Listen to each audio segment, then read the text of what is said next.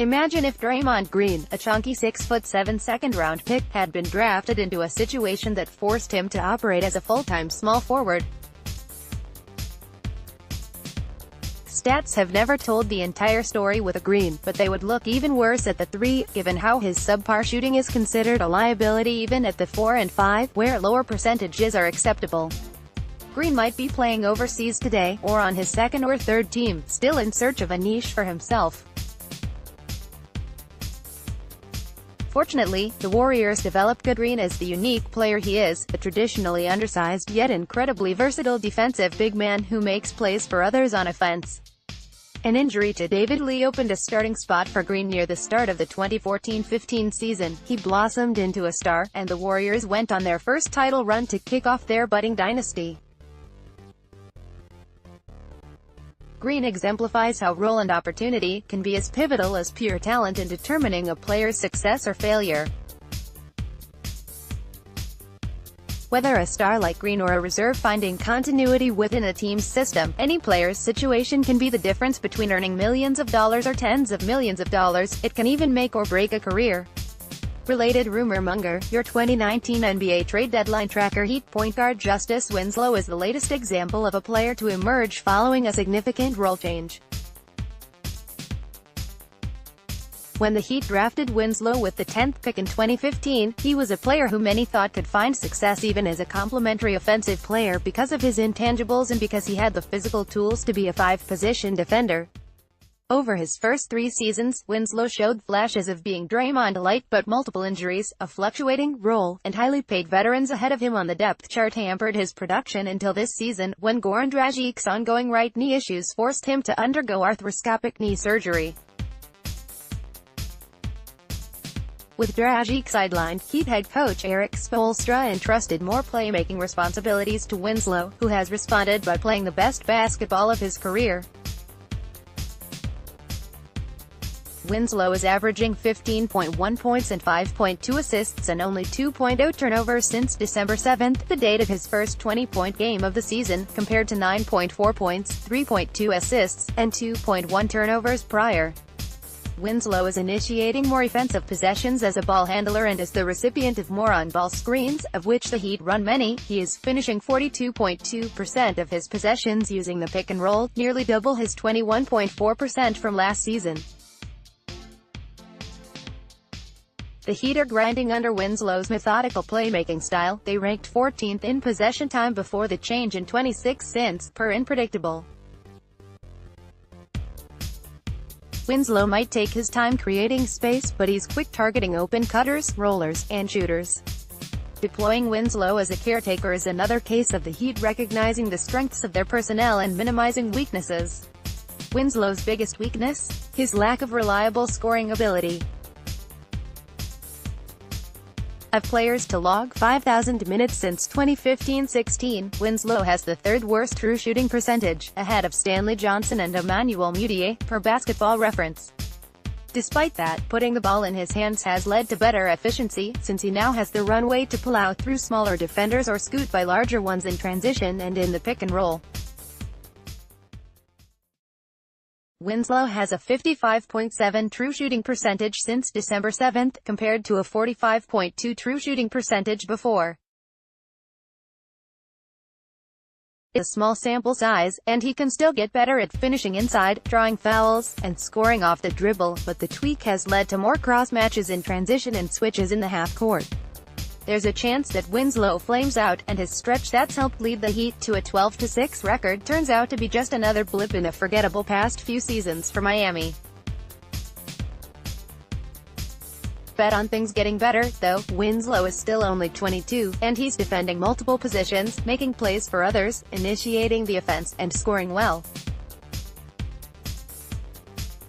He's also hit 38.4% of his past 250 attempts from 3, so he's not a liability off the ball. With just a tweak to his role, Winslow is finally emerging as the two-way player that many analysts anticipated. Here are 3 players under 25 years old who could see their games ascend, like Green or Winslow, if they're cast into a new role. Aaron Gordon is an athletic marvel.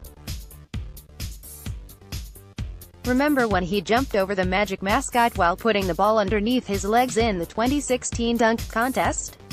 I wouldn't blame you for not watching the Magic, but Gordon makes similarly intoxicating athletic plays during games. With Gordon's speed, ball handling skill, and vertical explosiveness, you'd think the Magic would want to play fast to maximize those abilities. That has not been the case. The Magic play at a snail's pace under new head coach Steve Clifford, ranking 29th in possession time after turnovers, 28th after made shots, and 15th after rebounds, per unpredictable. Clifford modernized his offense last season with the Hornets, but he's back to his old ways in his first year in Orlando. Opportunities for Gordon to show off his bounce have been limited. The league has noticed. In an informal survey I conducted among sources on players most deserving of a role change, Gordon was the most common answer. 2 executives said he could be used as a transition starter like Pascal Siakam is for the Raptors, and it's clear why as soon as you see him he sprint up the floor or handle the rock. Another said there's still some modern Blake Griffin in his game that's still untapped. To unlock these skills, though, the Magic need to start playing faster. Related, Nikola Vucevic could be a trade deadline difference maker. Gordon isn't quite great enough of a scorer or playmaker to warrant being the man, but even the opportunities he's getting in a smaller role have been marginalized. Gordon is playing a large chunk of his minutes at small forward with Jonathan Isaac at the 4, and Clifford structured the system to play through center Nikola Vucevic. Gordon's all-around game allows him to shape-shift into different roles, but his skills are best suited for the small ball 4, where he can attack mismatches as a playmaker by running pick-and-rolls or set screens and pop or roll. Gordon is a lob threat off the ball, and he's turned into a solid spot-up shooter, hitting 37.8% of his catch-and-shoot threes since the start of last season.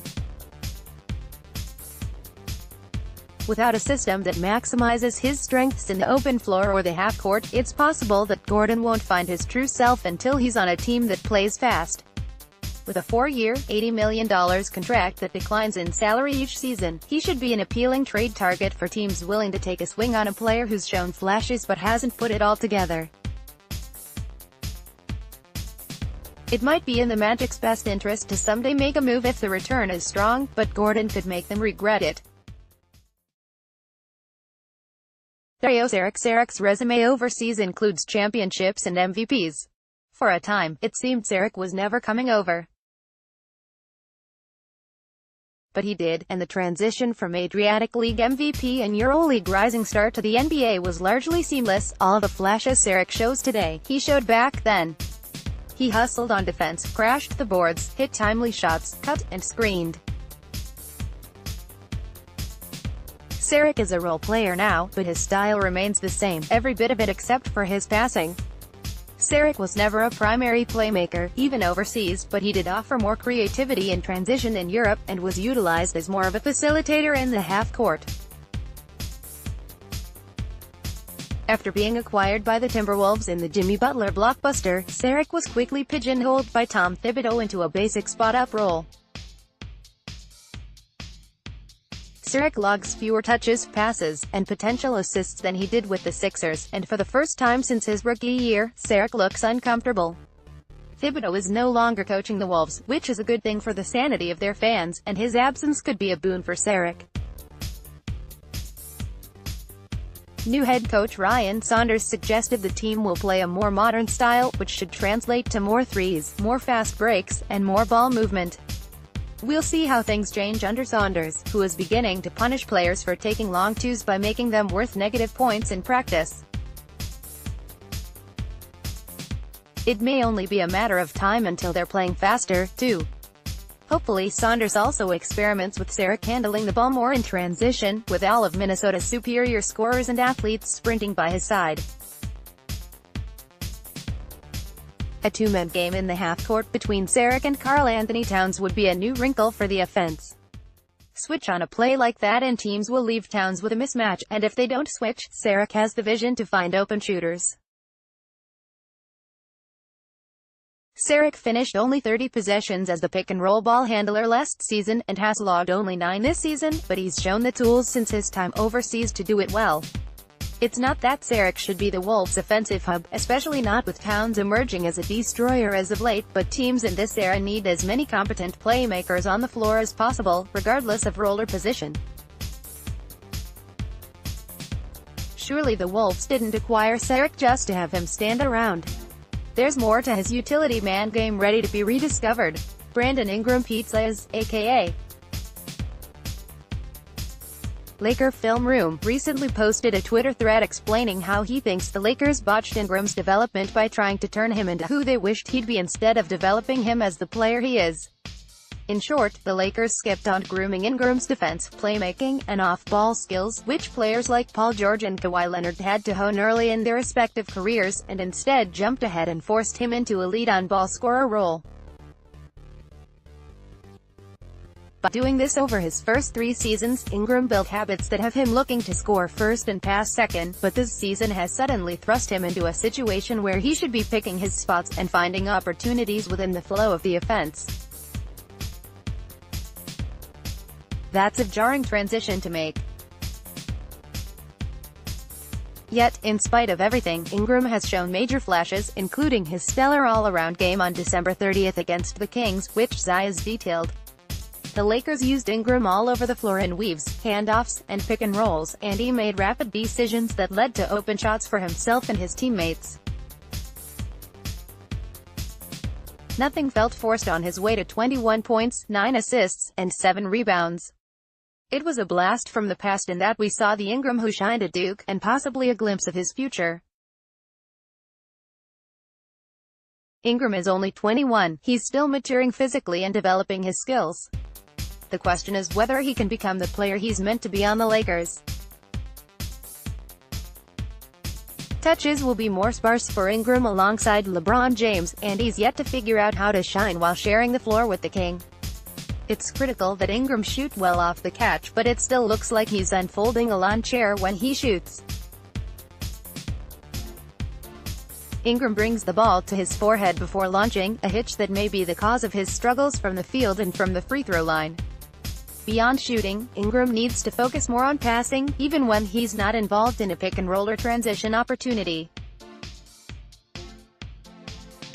Luke Walton's system allows Ingram to generate plays for others despite sharing the floor with LeBron, but the team's developmental sins of the past can't be reversed now. Ingram serves as a potentially franchise-changing example of how system and opportunity can impact a player.